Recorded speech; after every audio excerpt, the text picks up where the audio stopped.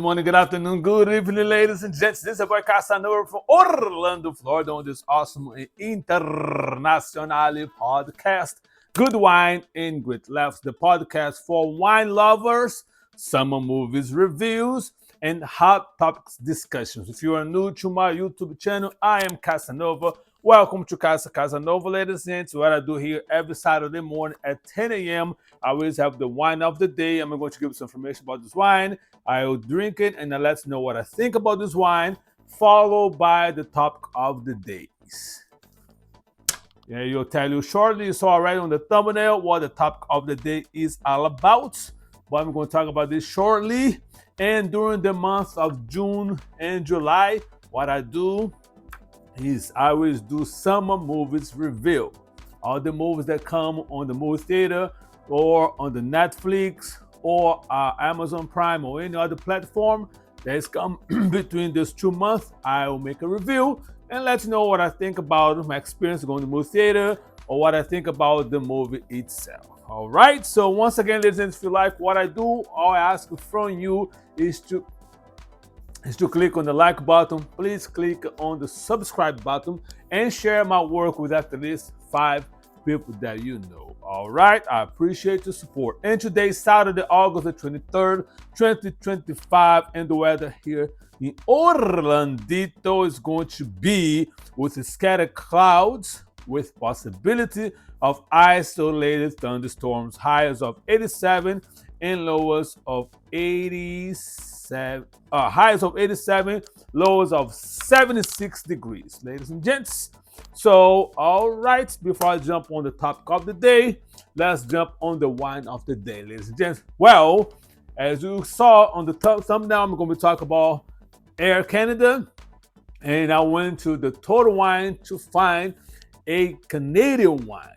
But unfortunately, ladies and gents, due to this shenanigans about tariffs and all the shenanigans that are going on in this country, they only have 3 wine bottles from Canada, and the cost was pretty high for my budget. The cheapest one was $65 for a bottle. The second cheapest was $95, and the most expensive was $114 for a bottle. Ladies and gents, I do not have a sponsorship yet. All the money that you see here is come from my budget, my personal budget, so I refuse to pay that amount of money. So I decided to walk around the store, and then I faced the thing that I never heard in my life. It's called the orange wine. Okay, this particular one here is a wine from Austria, and I like the way they have a tag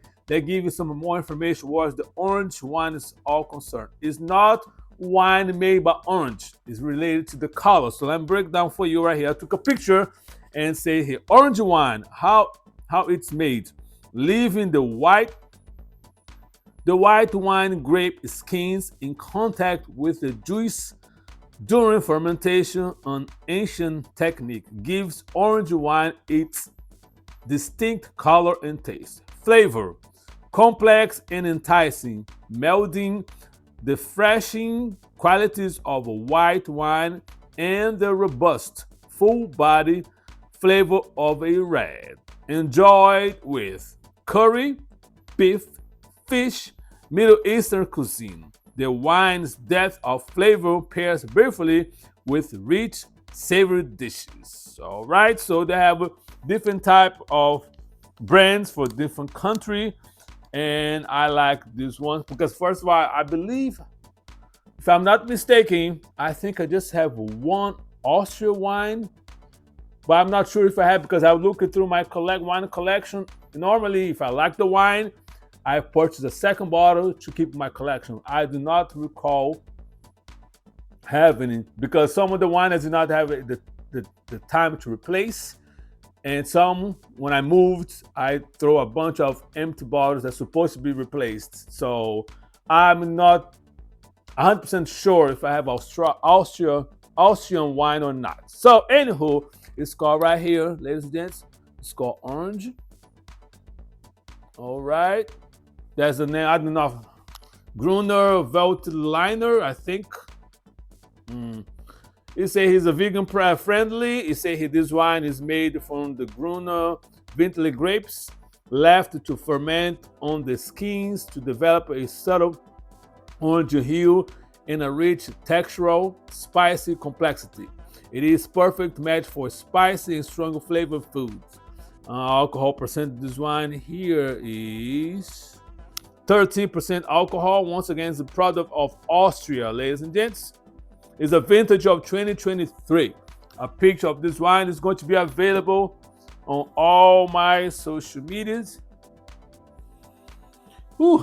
I left my decanter in the kitchen. I'm not to get up to get it. So let's go to the almost. Okay, so right here. I seen that's all the bottles that I saw over there that the color is a little bit darker than this particular one. I saw Italian one, and the reason that I did not purchase the Italian one is because I told previous did not have the Italian labels that I already discussed before on this podcast. If you do not know what I'm talking about, ladies and gents, just check about two or three episodes behind that I had an Italian one that I'm talking about, the little sticker that comes over here. All right, on Italian ones in particular. Okay, nice golden color over here.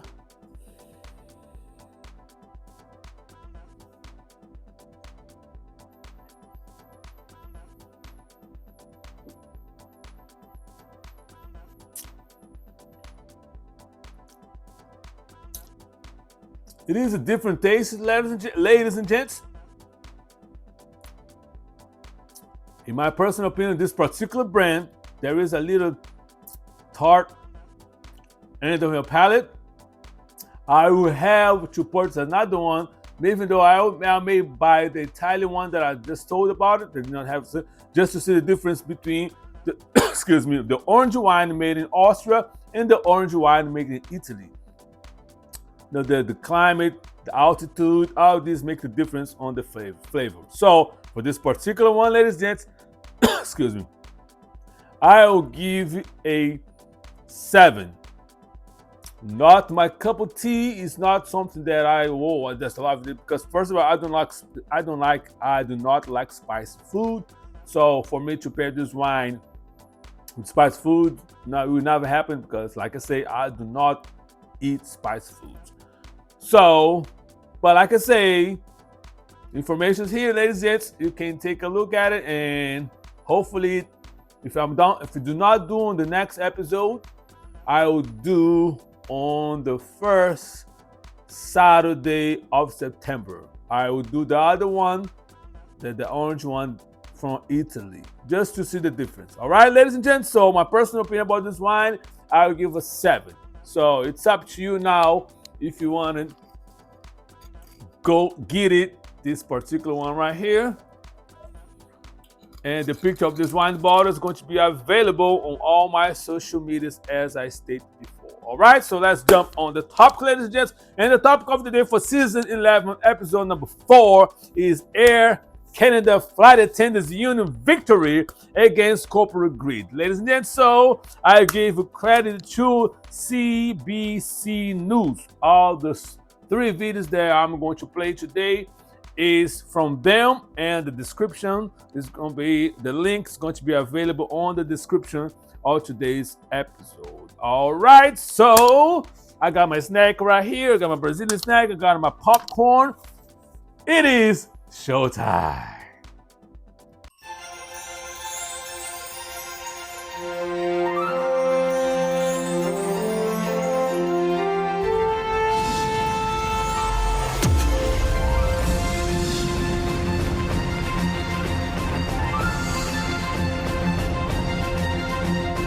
Breaking news on the Air Canada dispute. The union, representing 10,500 flight attendants, is remaining defiant in the face of an order to return to work today. CUPE says it plans to challenge a directive from the Canada Industrial Relations Board, and the workers won't be resuming their duties at 2 p.m. Eastern, meaning they will remain on strike. This is video of some of those flight attendants picketing at Toronto's Pearson International Airport this morning. Similar protests are either taking place now or planned in Montreal, Calgary, and Vancouver. The flight attendants walked off the job early yesterday after long-running contract talks broke down. Jobs Minister Patty Hajdu later referred the dispute to binding arbitration, pointing to the potentially huge economic consequences. CBC's Linda Ward is at Canada's busiest airport. Of course, that's Toronto Pearson International. That's where the union demonstrating, as we can see behind you, Linda. You've been speaking to the members all morning. They've all been expressing defiance to that return to work order. Specifically, what are they saying about that? Well, Marianne, an especially pumped up crowd right now with this rally still going on behind me. And the chants of this crowd, hell no, we won't go. And that is referring to that back to work order. They had been told that they were needed back on the job at 2 o'clock this afternoon. That's Eastern time. They're saying they are not going to do that. They are going to defy this order. This crowd has been joined by other unions, not just CUPE, Unifor. We've got the Machinist Union here. We've seen Postal Workers Unions here. The Elementary Teachers Federation of Ontario is here. So this crowd is growing and has blocked off this entire lane here at the departures area at Pearson Airport as they continue to chant and ask the government ask Air Canada rather for what they say is a fair contract. Now, 10,517 flight attendants in total across the country will not be going back on the job, according to the union, at 2 o'clock today. The Canada Industrial Relations Board had ordered them at that point to resume their duties, so they would be in defiance of that order. Wesley Lasowski is the president of the Air Canada component of CUPE, and here's what he said to the crowd just a short time ago here at this rally. To all 10,517 flight attendants, each and every supporter, each and every union president that's here working for Air Canada, we will remain strong. We will not back down. Now is not the time, and we will move forward the way we choose to move forward. That's right. So resolve here, resolve from everyone in this crowd. We have reached out to Air Canada to see what their response is, and we are awaiting a response to our request for comment from them. As well, we have reached out to Jobs Minister Patty Hajdu, who invoked Section 107 and ordered this binding arbitration in the first place. We only got the same statement that was sent out yesterday, indicating the importance, according to the minister, of bringing in this arbitrator to put an end to this dispute, saying that the impact on Canadians was far too great.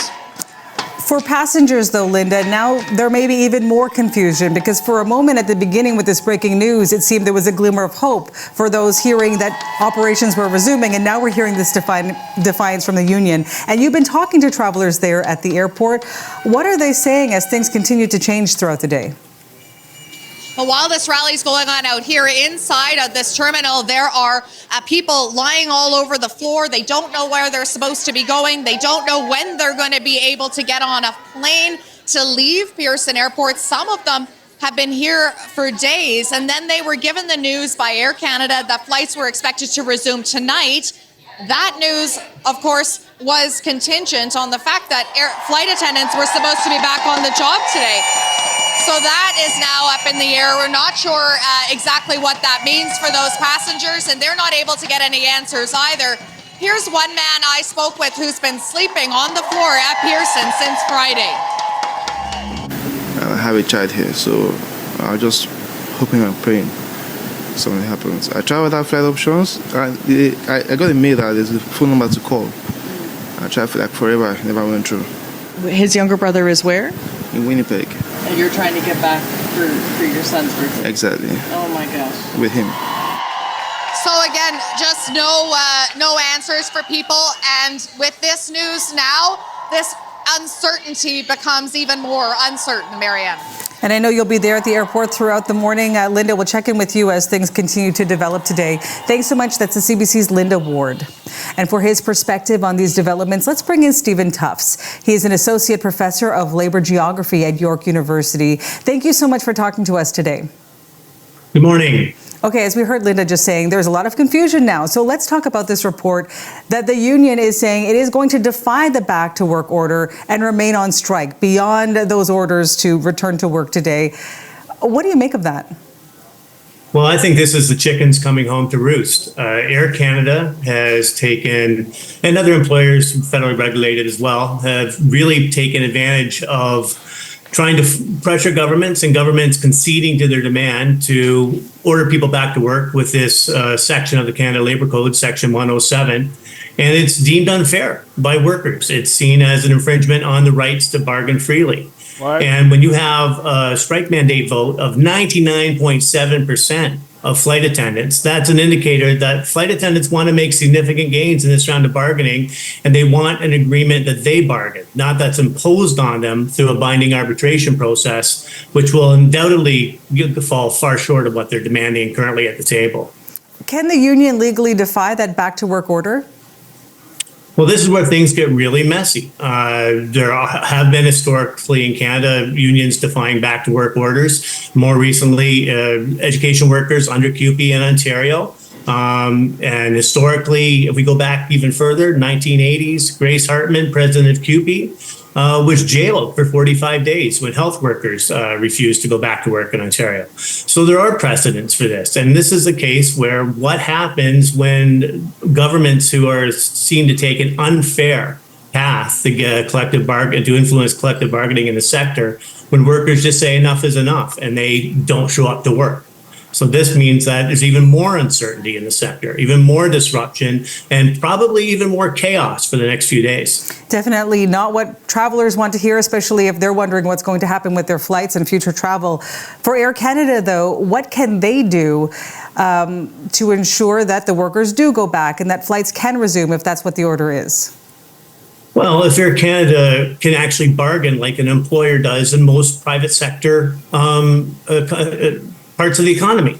Air Canada has become dependent upon government help to solve its labor relations issues. It tried to get the government to intervene with pilots last year. The government didn't in that case because they were in an election cycle. Carney is a different prime minister. He's not facing a looming election, so they have used Section 107 in this case. And I think Air Canada has to learn to not call mommy and daddy every time they reach an impasse at the bargaining table. They have to actually sit down and get a deal done with their workers. And their dependence on government to invoke Section 107 or other types of back to work legislation and force things to binding arbitration obviously are running up against a wall. I want to ask you about what CUPE is saying. They're saying that the chair of the Canadian Industrial Relations Board is a former Air Canada counsel and has asked her to recuse herself from the proceedings because of her previous relationship with the airline. Your take on this conflict of interest? Yeah, this is something that just shows you again how this system is stacked against workers and does favor employers. Maurice Tremblay was a counsel for Air Canada for a number of years before she was appointed to the CIRB. And I think that is a conflict of interest. If you were working for an employer and then all of a sudden you're responsible for carrying out directives of the government, which the union seems unfair, I don't understand how that could not be a conflict of interest. But we'll see how that plays out because right now the government doesn't seem to take that seriously. We know the government has used back to work legislation before intervening in labor disputes, ports, post offices. We saw that happen recently, even with the rails. What are you watching for in the next few days or even in the next few hours? Things are changing. And is it likely that this dispute will be resolved? I'm looking for right now in the immediate next 24, 48 hours. I'm going to be interested to see how many flight attendants simply don't show up to work. Air Canada themselves reported late last week that 300 workers had refused or called in sick prior to the strike even beginning, and that caused delays in flights. So if that's the case, these flight attendants are adamant they want a fair deal this time. And if they can get that kind of labor militancy and solidarity is expressed with other labor unions, will other labor unions start working to support flight attendants? This could be a very interesting week in aviation industry. I know you'll be watching. We're watching as well. Stephen Tufts, thanks so much for your time and for your insight this morning. Thank you.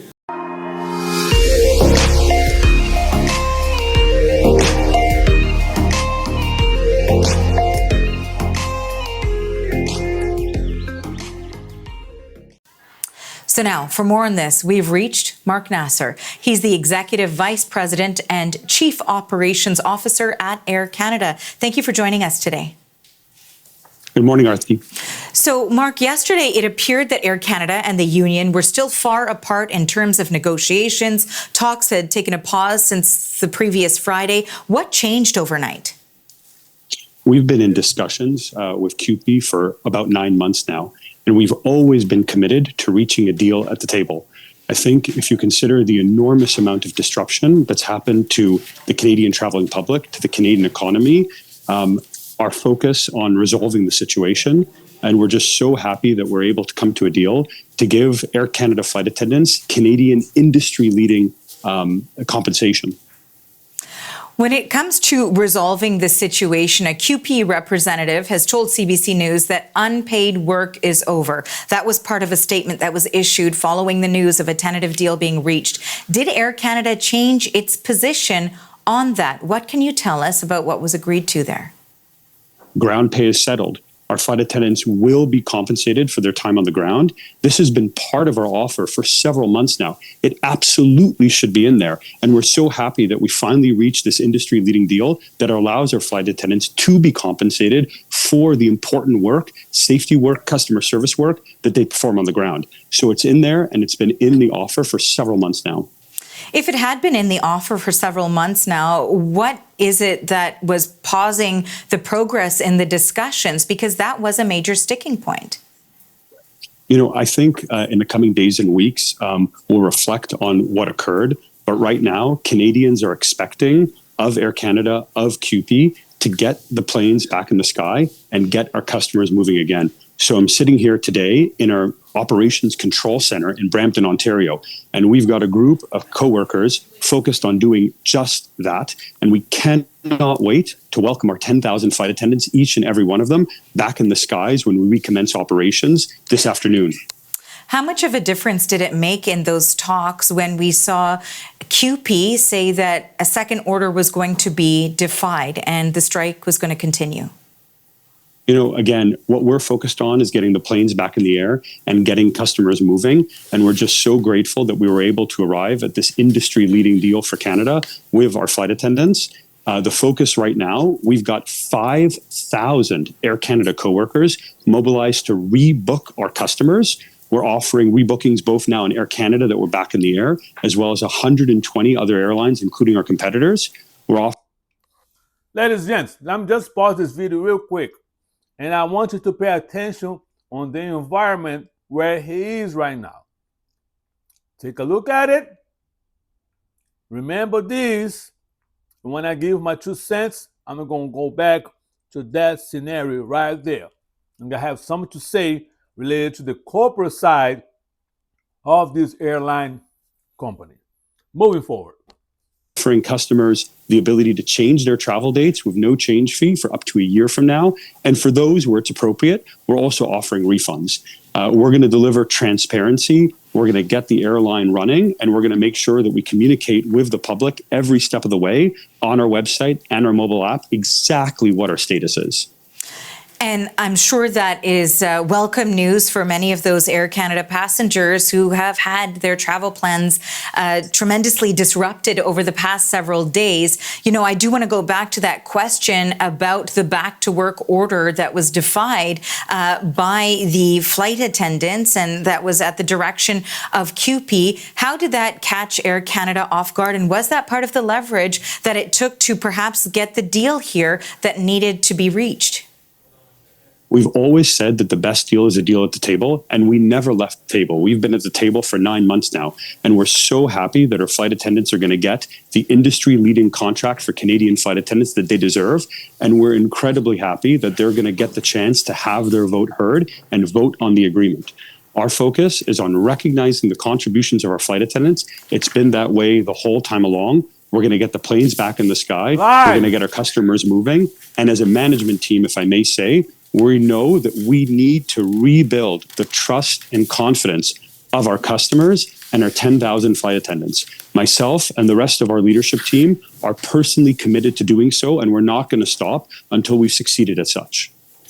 There has been a lot of criticism that Air Canada is too reliant on the federal government, that they prematurely went to the minister with this particular contract dispute. What do you say to criticisms of that?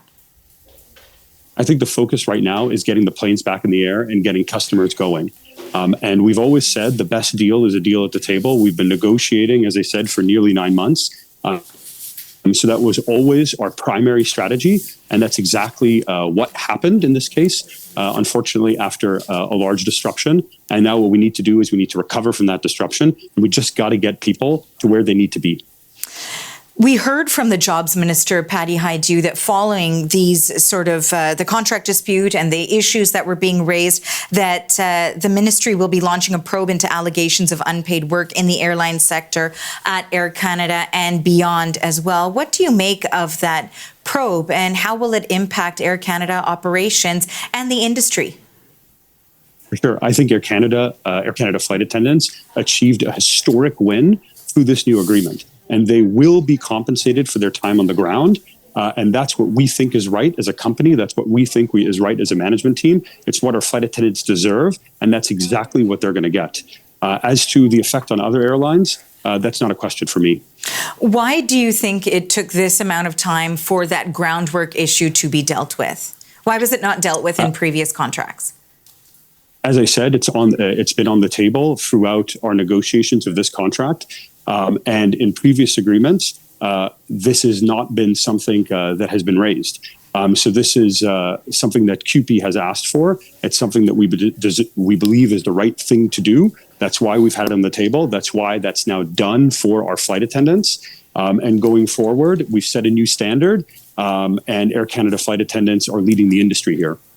Mark, we've seen that it will take at least 10 days, 7 to 10 days to get operations back up to scale. What do you have to say to the customers, many of whom have said to us that they will not be using Air Canada again? They feel that the customer service that was provided during the course of this contract dispute was not up to standard, that their experience was left them appalled by their interactions with the company. We're profoundly sorry for the impact that this disruption has had on all of our customers. And we are committed to doing what's right and taking care of our customers and getting them on their way. And we will not stop until that's done. We've mobilized 5,000 Air Canada coworkers to do rebookings. We've added new digital tools just in the last 24 hours and will continue to do so. We're looking at all of our policies to make sure that they are supportive and they are the right thing for our customers through this period. And as I said, we recognize that we need to rebuild trust and confidence. We have the privilege of carrying the maple leaf on our tail all around the world. Canadians can and should have high expectations of Air Canada. And we're going to live up to those expectations. But again, we're profoundly sorry for the disruption out there. Mark, I want to thank you for joining us today. I'm sure there will be more questions, so hopefully you'll be able to join us again as more details come to light. Thanks for your time. Thank you so much. Mark.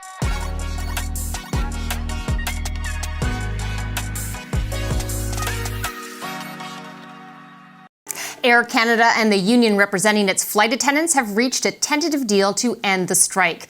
The Canadian Union of Public Employees says the deal will soon be presented to its membership.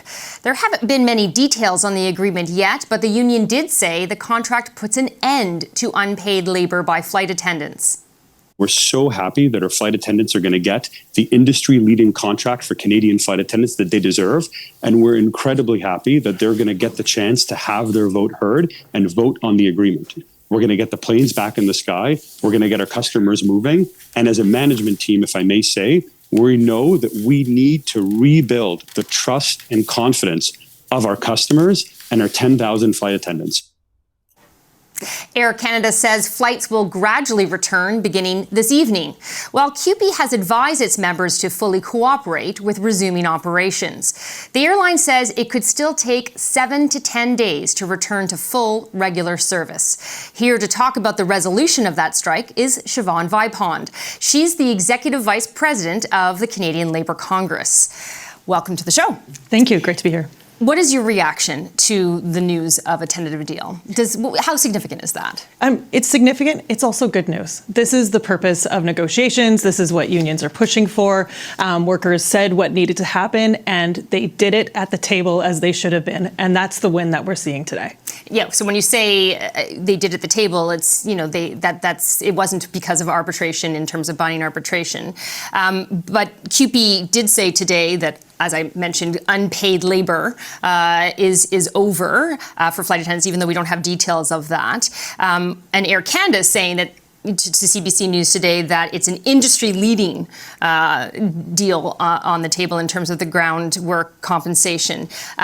I don't know whether you know anything about the details of the deal. Can you tell us anything that you might have heard, or what might we expect to see in the deal that will be taken to members for ratification? Yeah, I mean, the big one is and what we've been hearing about is that unpaid work won't fly, right? And so that's what's happened, is they are happy with the tentative deal and I think bringing it to the members because it does undo what I think most people are appalled for, right? It was what do you mean you're not getting paid? What do you mean we have to move? And especially in these days of planes sitting in tarmacs for a long time or sitting at the gate for a long time, it's and you're not getting paid. That is the most basic of what needs to happen. So we know that they've thrown that on the head and they feel proud that they have gotten to a negotiated deal that they'll be able to present to their members. And so once we see what once the members have their say, then we will know exactly what those details are. But I think it is a good day when, unions, their members come together, they push back to make sure that they're getting a deal that's good for the job and good for them. Okay, so it was 9 months of talks, many of those months stalled talks, 9 hours overnight into the wee hours. I know you weren't in the room, or I don't think you were in the room, no.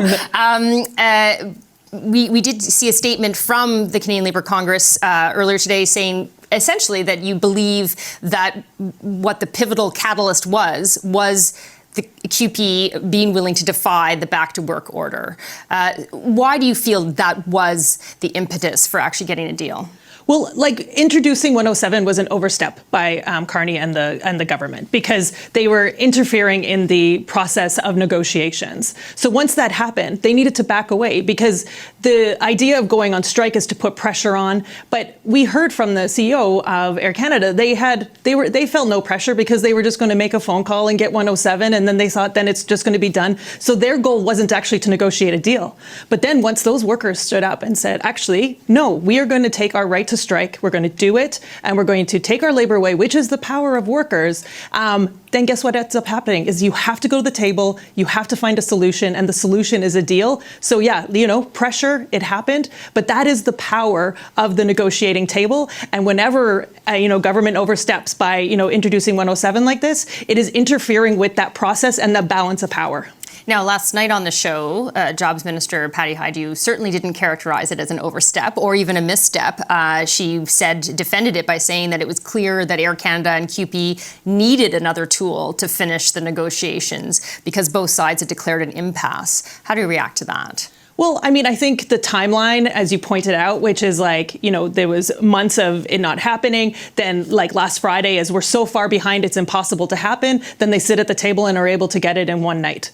That is showing that if they had been allowed to do the process of what, negotiations look like, which is, the passing of ideas, sitting at the table. But introducing 107 meant actually we're going to take away what that process is and making that the employer didn't actually have to go to that table meaningfully bargaining because they had this, the government's just going to help us get through this without actually negotiating. Because, decisions have to be made at that table. It's about going back and forward. It's about what's going to work, what makes sense. And the union goes in making sure to get a good deal for those workers. They were able to do it. And I would say the timeline shows you that if they had let it step aside, maybe that we wouldn't be having this conversation about after 3 days of people being stranded and Air Canada having no plan on getting them home. Maybe we'd be having a conversation, about this is what it looks like when people negotiate and get a deal that's good for everyone.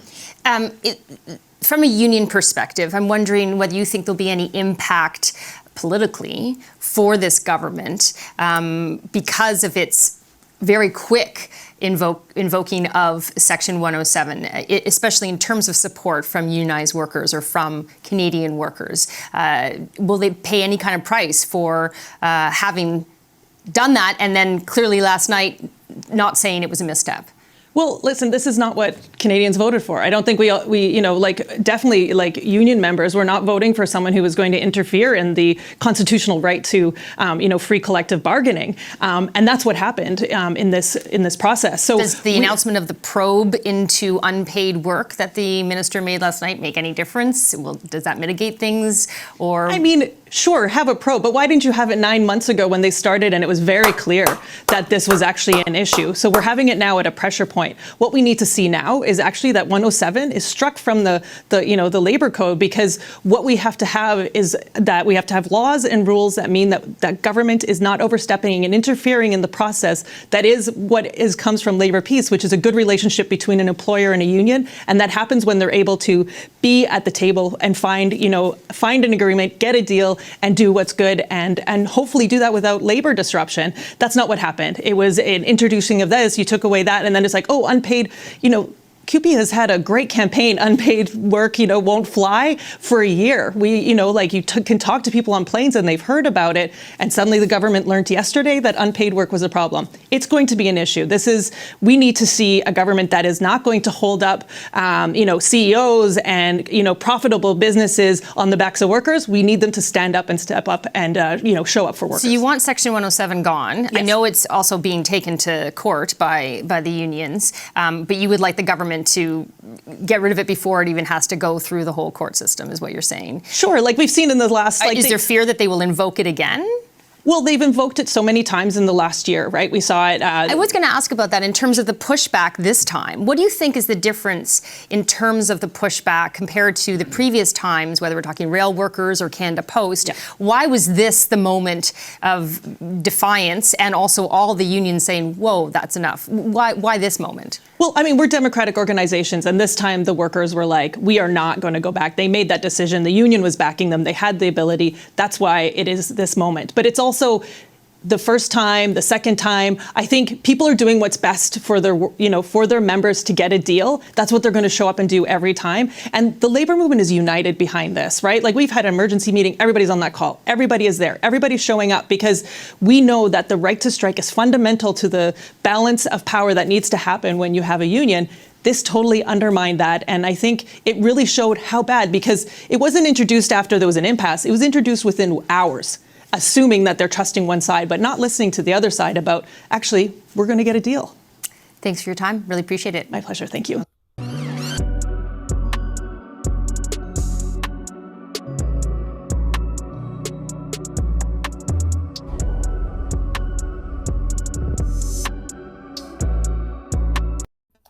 All right, ladies and gents, as you watch with me, these 3 videos from CBC News from Canada, I got something to say. Well, okay, let's go back. When I told you to pause, I paused my video and say, pay attention on this scenario right here.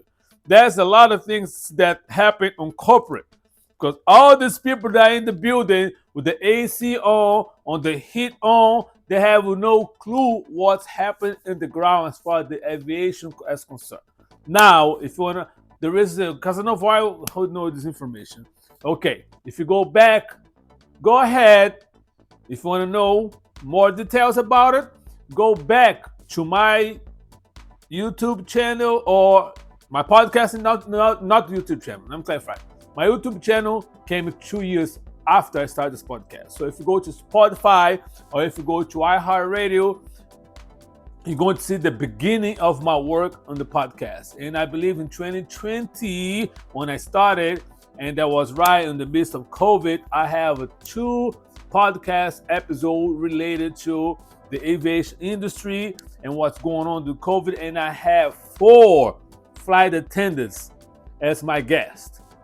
So there is that know some information because number one, know a lot of people that work in the aviation industry, and they sometimes know in conversations, they give information what's going on that particular interview. They broke down what exactly was going on during that time. All right. So I wrote it down here. So like I said, these people, the high management, all they see are numbers. But on the human fact of the situation, they have no clue about it. What happened? Now, in the aviation industry, there's basically three groups that I believe are the forefront of the company. Number one are the gate agents and the ticket counter people. They are almost the same. Basically, I go to the airport. The size of the airport, there's some people that just stay in the ticket counter, check people in, check their bags, and they stay right there. On a small airport, sometimes the same people that are going to check your bag, they are going to be the people that are going to be in the gate doing the boarding process. The second one is the ramp agents. Who are the ramp agents? The ramp agents are the people that work on the ground around the airport. The airport, the plane. Okay, the plane's on the ground, so they are the people that came to get their baggage from the ticket counter, bring to the ramp area, load those bags, provide ice and all the stuff that the crew needs as far as some supply is concerned, and then they take care of the lavatories and yada yada, the waste and the water, yada yada yada. And they are the one that once everything's closed, let the bag closer, and they are the one that push the plane out of the gate so the pilots, after permission from the air traffic control, keep moving. All right? So that's it. And the third are the flight crew, pilots and first officers on the flight deck. And then there's the flight attendants that handle all the business doing boarding. So the one thing that was mentioned about time on the ground, what that means. Let me explain that to you. Number one, in your job, whatever you do, whatever, McDonald's, nurse, whatever you work. Once you come to work, your clocking time, your shift's supposed to start from 8 to, let's say for instance, 8 to 5 or 8 to 4 or 9 to 5. All right? Once you clock in, your pay started until it's time for leave for you to clock out. That's your paid time. So according to the flight attendants that I talked to about it, that's not how it works for their pay as far the crew is concerned. Now, the gate agents and the ticket counter, the rampers, when they come to the clock in, they start getting paid. The flight crew, they don't. They have the report time. Let's say, for instance, if they are leaving base, right? So, one example, the report time is 6 o'clock in the morning. That means that flight leaves at 7.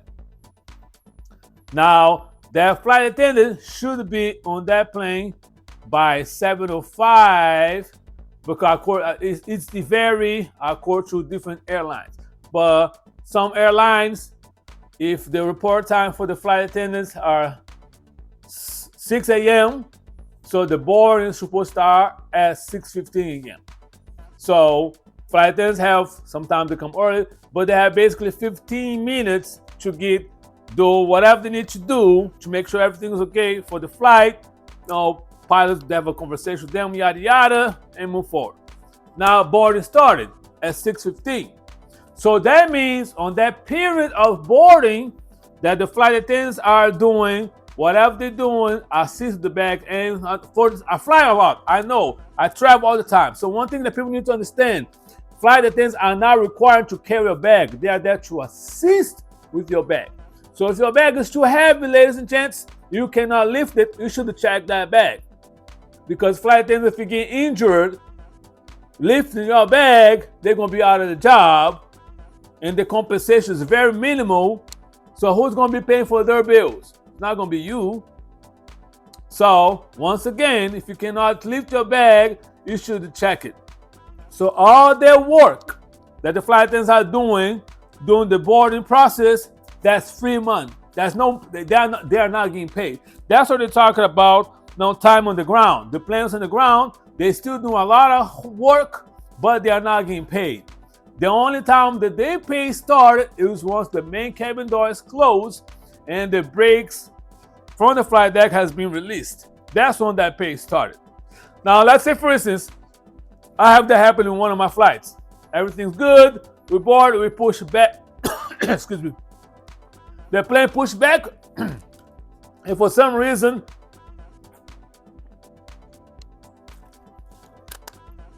it could be a mechanical issue in the plane that the pilots find out later once they left the gate, or it could be weather, or whatever the case may be. They have to come back to the gate. The flight crew pay stop, but they still have work to do, dealing with all these passengers that now giving them a hard time. Why are you going back to the plane? What's going on? Yada yada yada. So that's the problem. So I'm glad that Air Canada is still on the ground, the union, and say, no, we're not going to do this. Forget about what the government say. We want our money. And they deserve, because there's a whole lot of free labor that's done by crew members. They do not get paid. And plus that, they still have to deal with entitled people that they think that they can say and do whatever they want to do with the crew members. And another thing that a lot of people do not realize, once you get inside the plane, you are now under federal regulations. That means whatever you are required is not maybe a question. You are required to listen and comply to flight attendant instructions. You may not like it. You may have an expensive purse, but that purse should be under the seat. So listen, comply. If you don't want to listen to them, you should not be flying. It's that simple. But why are you going to come to the job that people are there to save your life? That's the flight crew priority. Main thing in their job is not serve you coffee, it's not lift your bag, it's not give you free snacks or whatever. It's make sure that you survive in case of emergency. That's the priority. Number one for flight crew, for flight attendants. And the pilots there are dealing to make sure if it's in the air, their plane land safe. Land safe. These are the priority on their job. Not to make you feel good. Now, that's customer service. That's something that happened, they do. And like I said, ladies, the next time you fly, be respectful. And like I say, if you do not want to listen to their instructions, you should not be flying. You can get in a goddamn car, hit the road, and do whatever you want to do. Because then don't complain, because you're going to be kicked out of the plane, and you have some charge that have to do with the FAA, and their charge is not cheap. It's going to cost you a lot of money. So I'm in favor of everything that the union does. Because another thing too, some people that get caught in the crossfire are the customs. And then they're going to get mad at the crew. The crew is not the problem. The flight attendants are fighting for getting the money they deserve for the labor that they do. Just like what happened on the longshoremen, the people from the ports, that they deserve that money and they say you're going on strike. And a lot of people, oh my God, why they want so much money? They've been greedy. The employees, get that out of your mind. The employees are not the problem. The problem is corporate greed. Because these filthy CEOs and high management, they do everything to cut the money because they have to have more money in their pockets, on the back of the labor and hard work of the employees. So they're going to do whatever they want to do to cut the employees' money, to suck their blood as much as they can, like a bunch of vampires, to suck all their money, and then, but for their pockets, but it's time to pay them what employees or what they deserve, they don't get paid. But you, as the public, the country's going to be mad. Oh, I got stuck over there at the fight. No. Because like the lady said on the last video, if the company has the interest of the employees, that thing will not happen. Because this fight between the Air Canada Flight Attendants Union and the company has lasted for 10 years. So if you really, really care about your employees, that should be done right away. Let's make sure that our employees got to be paid out so they can get a great customer service, because at the end of the day, listen, if you take care of your employees, the employer is going to take care of business. That's the rule number one of business and leadership. But unfortunately, you live in a society that's about money, money, money. The fat cats get all the money in the bag of the labor. And unfortunately, there's a whole lot of people that are in the category of being the middle or poor class that still believe that the wealthy people deserve everything. Meanwhile, you're struggling to pay your own bills and work 56 hours, get home early in the crack of dawn, come back home late at night, don't have time for yourself, don't have time to rest and spend time with your family, and you still cannot pay all your bills. Which sense does that make? So why are you going to be mad at the employees try to fight for fair wages? Because CEOs are making millions of dollars and they rather lose a lot of money on the ramification of revoking passengers that then pay the employees a fair salary so they can leave, they can have a life, and they can take care of their families and enjoy their family like we always supposed to do. Work should not be bound to you to just work. No, you have a life. That's one thing. Now, a lot of Latin countries understand that. Okay, I have to work, but I still have a life. That I need to leave. I got my family, I got my friends, I got some stuff that I want to do. I'm not going to be bound into the job. That's all I do is be devoted to the job, because as soon as you die, guess what, homeboy, you're going to be replaced real quick. Boom, bye. Oh, Johnny died. Oh, okay, next 2 days, there's somebody else replacing Johnny. So until you little people, middle class and poor class, understand that there's strength in numbers and also too good union with the great leadership, because that's some union that are always bound out to the big fat cats to get some more money in their pocket. That's another different conversation, not a topic for a different podcast. But I'm going just by the example of Cube that show a very strong leadership. You know what I'm saying, ladies and gentlemen? So stop blaming the crew members. Stop blaming the employees that are fighting for fair and just pay. And whatever disruption that happen, don't blame the employees. Blame the corporate greed, because like I say, if they care about the employees, if they care about the business, if they care about the customers, the first thing they would do, they would make sure that their employees are well taken care of financially, or health care, and all the other benefits, so their company and the business can flow and run like a well-oiled machine. But unfortunately, there's still a whole lot of people that are still on the side of high corporations or devoted to a political party that really doesn't care about you, but because the color of his skin, you see another candidate over there or another management that tried that to fight for you, because he or she is not my type of people. Let me vote for that can help me. Let me support and be on favor of somebody that's going to screw me over, but at least he looks like me. Which sense does that make? That's the state of this. Happened in Canada, but also happened here a lot in the United States. So this is my 2 cents. Once again, kudos to Air Canada Flight Attendant Unit Cube. You guys are the shit. I'm gonna roll a toilet paper so you can all walk on it, because you guys are the shit. Job well done, ladies and gents. On that note, if you like this video, please do me a favor, click on the like button, subscribe, and send this video for at least 5 people that you know. All right, salute.